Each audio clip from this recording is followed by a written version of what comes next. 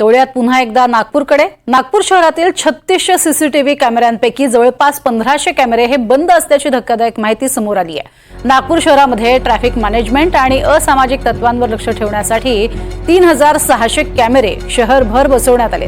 त्यापैकी 50% कॅमेरे मात्र बंद असल्याची सध्याची स्थिती आहे। या संदर्भात अधिक माहिती घेणार आहोत। प्रवीण मुधोळकर आमचे प्रतिनिधी आपल्या सोबत आहेत। प्रवीण, एकीकडे सीसीटीव्हीच्याच आधारे अनेकांना ताब्यात घेतलं जाईल असं सांगण्यात येत होतं, मात्र आता वास्तव समोर येतंय 50% सीसीटीव्ही बंद अवस्थेत आहेत। नागपूर शहरामध्ये 8 वर्षापूर्वी जवळपास 3600 कॅमेरे लावण्यात आले होते। मी तुम्हाला दाखवतो। L&T कंपनीला कॉन्ट्रॅक्ट देण्यात आलं होतं आणि शहरभरामध्ये हे 3600 कॅमेरे लावण्यात आले। नंतर नागपूर शहरामध्ये मोठ्या प्रमाणामध्ये इन्फ्रास्ट्रक्चरचं काम सुरू आहे।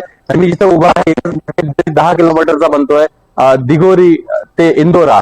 त्यामुळे या परिसरामध्ये या ब्रिजचं काम चालू असताना मोठे मोठे खड्डे खोदले गेले, त्यामुळे इथचे कॅमेरे बंद पडले। त्यासोबतच पावसाळी नाल्या असतील किंवा सिमेंट रोड असतील त्यामुळे सुद्धा मोठ्या प्रमाणात कॅमेरे बंद पडले।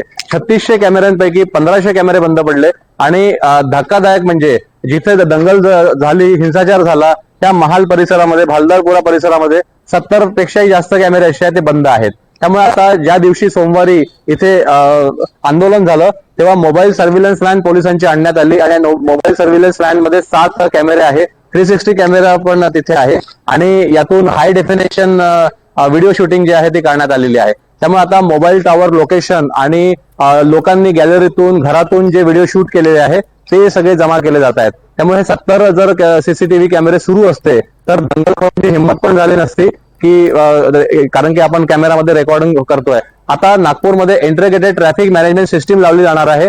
मुख्यमंत्री देवेंद्र फडणवीस यांनी मागच्या महिन्यात घोषणा केली की नागपूरमध्ये इंटिग्रेटेड ट्रॅफिक मॅनेजमेंट सिस्टीम लावली जाईल।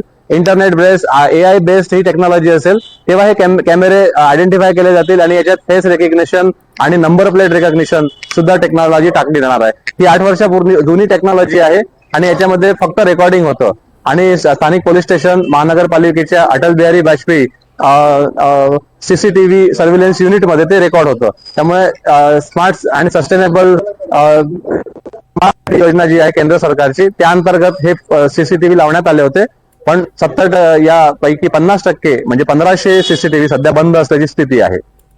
नक्कीच अत्यंत दुर्दैवी म्हणावं लागेल की अशा स्वरूपाची घटना घडते आणि त्यानंतर मग आपली यंत्रणा कशी कुचकामी ठरतीये हे आपण लोकांपर्यंत पोहोचवतोय आणि त्यानंतरच आता प्रशासनाला हे कळतंय की नेमकी आपली यंत्रणा कुठपर्यंत काम करू शकते आणि त्यातल्या त्रुटीही समोर येत आहेत। अर्थातच हेही नसे थोडकी इथून पुढे कामं होतील अशी अपेक्षा करूयात। तुर्तास धन्यवाद या संपूर्ण माहितीसाठी।